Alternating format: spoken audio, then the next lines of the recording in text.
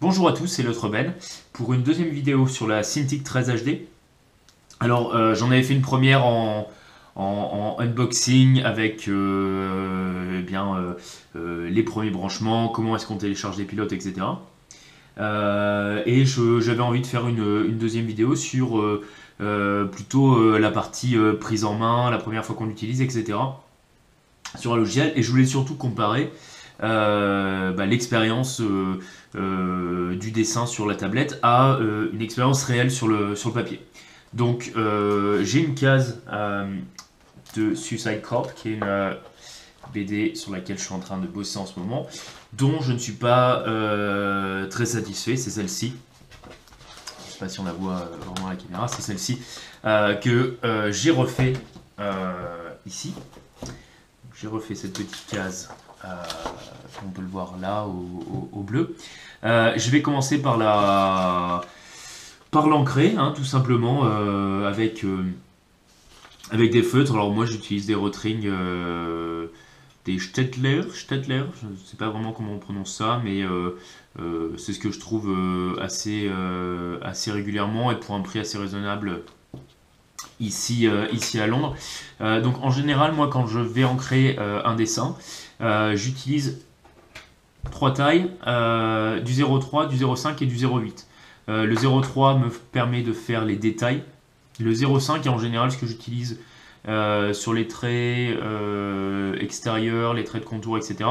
Et le 8, je m'en sers pour faire le tour des cases et également certains traits que je veux vraiment appuyer. Mais normalement, je passe le plus clair de mon temps avec du 0,5 et 0,3 pour la bouche, les yeux et puis tous les détails importants. Je descends rarement plus bas que le 3. Bon, donc je vais ancrer ce dessin. Alors ma feuille est un peu pourrie, elle a un peu fait la gaffe. Je vais peut-être même couper cette partie-là pour être moins gêné. Mais je vais quand même garder une partie en haut au cas où je veuille l'accrocher, ce qui va probablement arriver. Voilà. Et puis je vais tout simplement commencer à ancrer ce dessin. But I believe it should be quicker to call 357.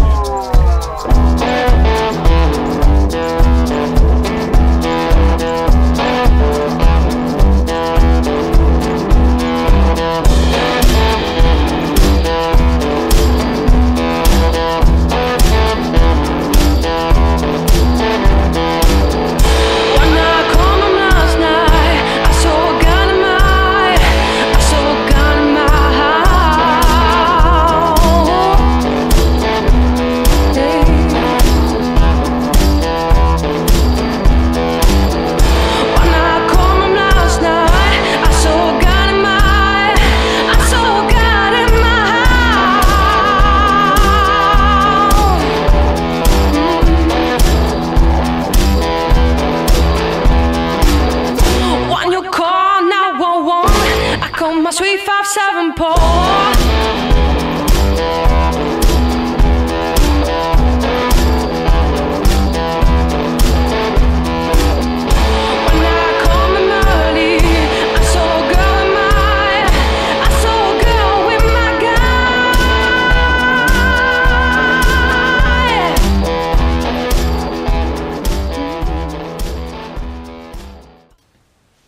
Et voilà, donc notre case de bande dessinée est maintenant terminée. Hein, il est passé, j'ai passé le noir dessus. En temps normal, il ne resterait plus qu'à la scanner et puis ensuite de la passer sur l'ordinateur.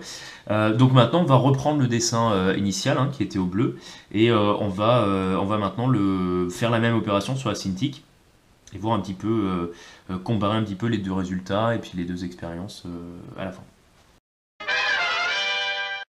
Alors ce dessin est scanné, comme vous pouvez le voir ici, j'espère, sur l'écran. Alors c'est un dessin au bleu. Pourquoi est-ce qu'on utilise du bleu en bande dessinée?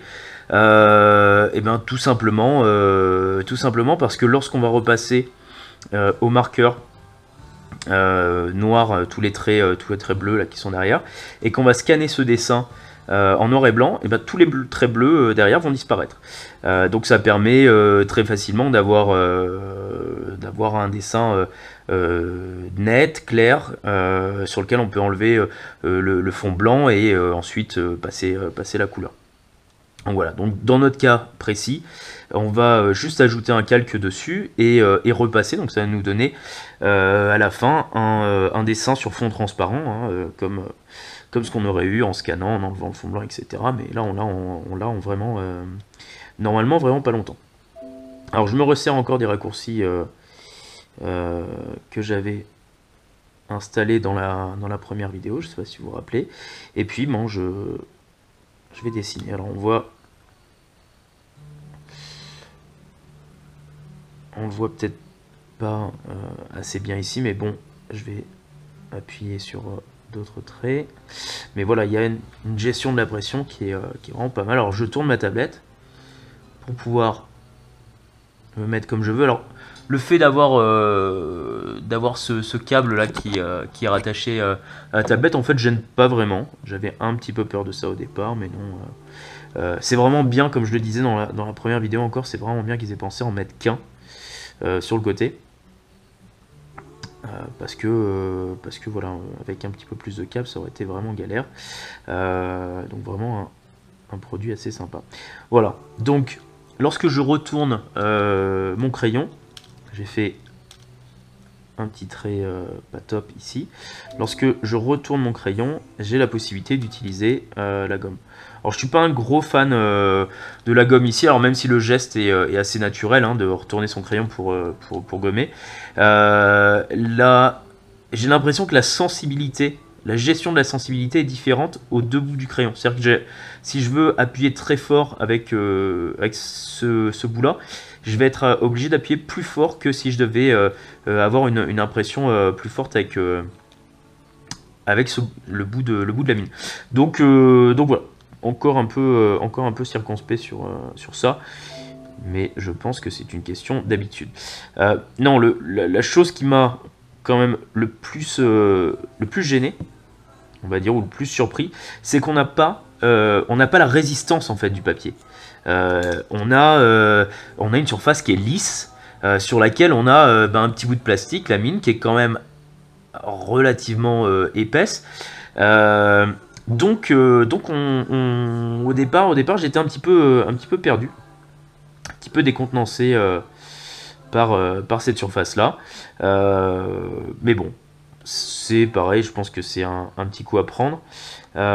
Donc je vais ancrer ce dessin tranquillement et puis on va se retrouver après pour les impressions.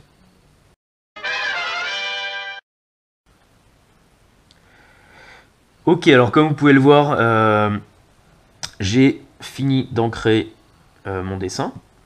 Alors, je galère encore un tout petit peu avec le zoom, peut-être que je vais le passer en haut parce que j'appuie toujours en haut quand je le cherche. Donc voilà, j'ai ma case, hein, qui est ancrée, sur laquelle j'ai des niveaux de pression vraiment... des niveaux de pression vraiment... j'ai vraiment passé ce truc en haut. Un peu différent, suivant... Alors bon, c'est pas parfait, c'est un de mes premiers dessins et, sur la Cintiq, et c'est pas le dessin que je mettrai dans la BD, probablement. Mais c'est pour vous donner un premier aperçu. Alors, voilà, on peut corriger ensuite. Hein. Hop. Mais ça donne une impression, voilà, moi je suis assez satisfait du résultat. Ça fait assez pro. Alors par contre, ce qui est vraiment intéressant, c'est que on a une expérience qui reste relativement organique. Je pensais avoir une impression de quelque chose de moins naturel en dessinant, quelque chose où le fait que ma brosse sur Photoshop va corriger certains écarts ou les lisser, etc. Je pensais que ça allait être beaucoup plus facile pour dessiner, et en fait non. L'expérience est vraiment très très proche du dessin, mis à part ce que je disais tout à l'heure, qu'il n'y a pas la rugosité le grip du papier sous la mine. C'est vraiment la seule différence. Si vous galérez à dessiner des mains, vous allez probablement également galérer sur ce support-là. Simplement, vous avez la possibilité de faire recommencer, et donc vous améliorer. Donc je pense que vraiment dessiner sur une Cintiq peut vous apporter énormément déjà en qualité de travail.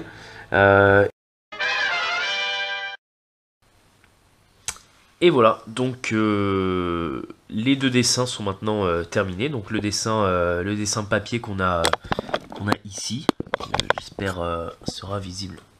Hop, à la caméra, je vais un petit peu monter la lumière.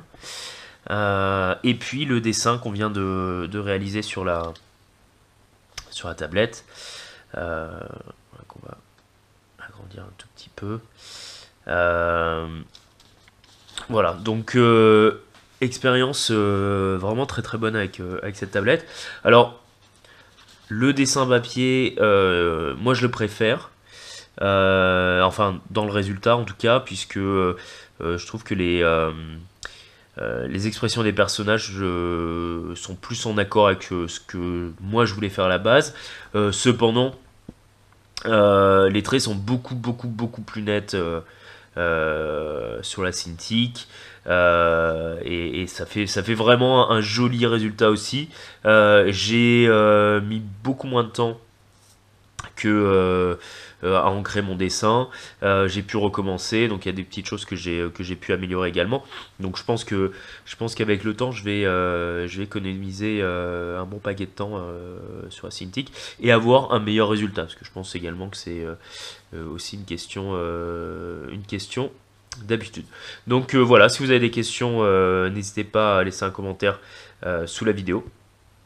Je vous remercie de l'avoir regardé et à bientôt.